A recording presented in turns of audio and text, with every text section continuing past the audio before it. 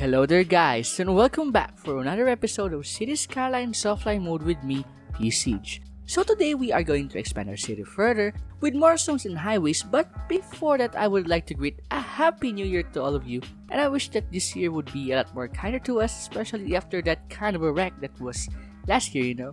And aside from that, I also hope that I'd be able to do more videos despite the academic workload that we have. Anyways, for the meantime, let's see first the memorial park which we are designing right here. I planted this with the idea that when the cemetery you see right now is near capacity, I'd place another one right by his side as you saw, so the pathways are already adjusted with this in consideration. Anyways, I did a kinda normal design in this area, with the trees being placed both near the pathways as well as in open areas. And under their shades are benches and tables which I will put in place later on so that people could find themselves some places during visits. Aside from that, as what you can see moments ago, I did change the pathway to a gravel one so that it may be similar to what one could find within the cemetery. And lastly, to mark the supposed entrance, I also placed some fountains in it, but there's really no gate right there. So anyways, let's put it into the imagination and instead focus on the main showcase of this episode, which is the zoning and expansion.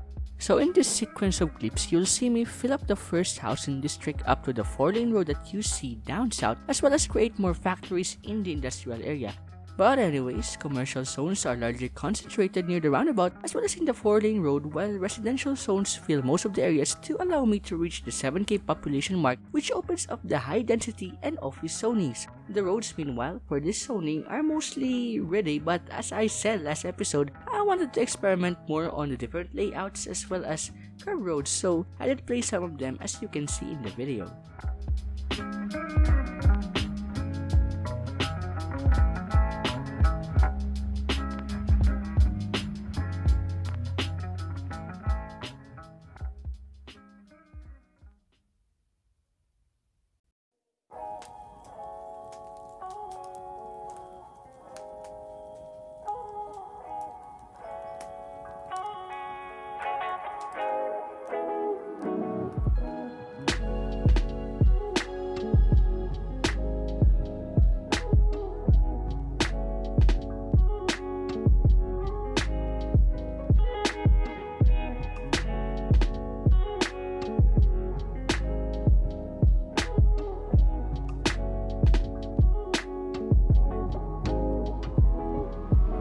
After completing the layout of the first housing district, I noticed that there was a lot of car traffic traveling within the district, so I decided to implement the upgrade of some of the roads to include bike lanes.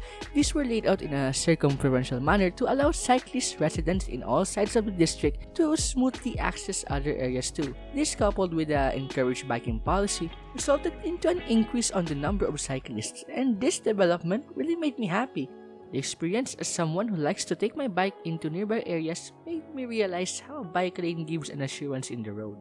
Anyways, before expanding southwards and finishing up the first housing district, I decided to design and plan out the expansion paths with the highways that will pass through the city. But this was no easy task, as you will see in this video, as oftentimes I would actually rebuild it because it does not look so good. And it was around this time that I was really missing the benefits that mods give. See, precision engineering would have made this easier, Move It would have made this easier, network extension would have made this easier, and road anarchy too, but I was missing out on those, and so I had to improvise to try and make this possible, as you would see. But yeah, this is life without mods, and aside from that, there were some things that were sometimes kind of annoying during the build, such as the automatic snap, but this is probably because I'm not really that used to it. And another note worth mentioning, I later on did alter some of these areas, such as putting some trees to serve as sound barrier, adjusting the 3-lane highway ramp, as well as converting the ramp you see me building into a 1-way 2-lane road. And fortunately for me, doing the highway on the left industrial side was faster compared to the other, probably because I already know what to do, and I also got my groove going.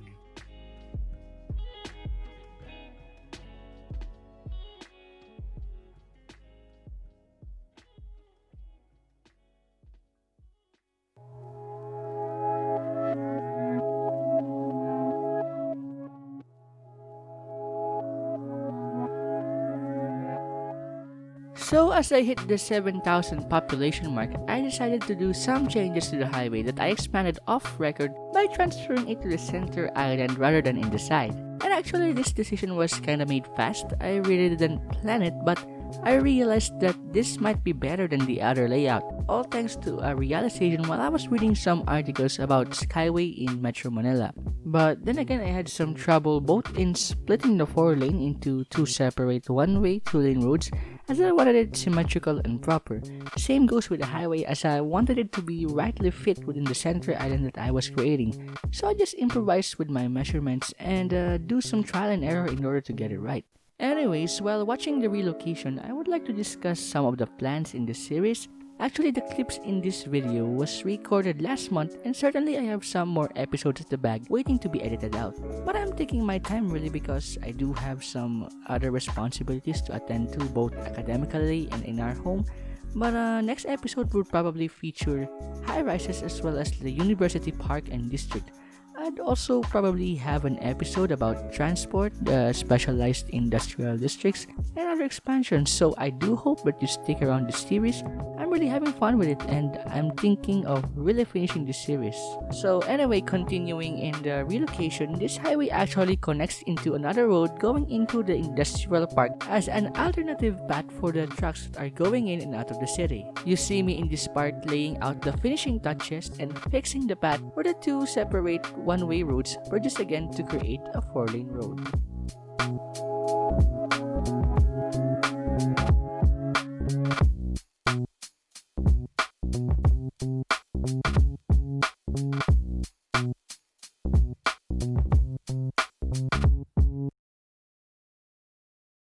And that's it.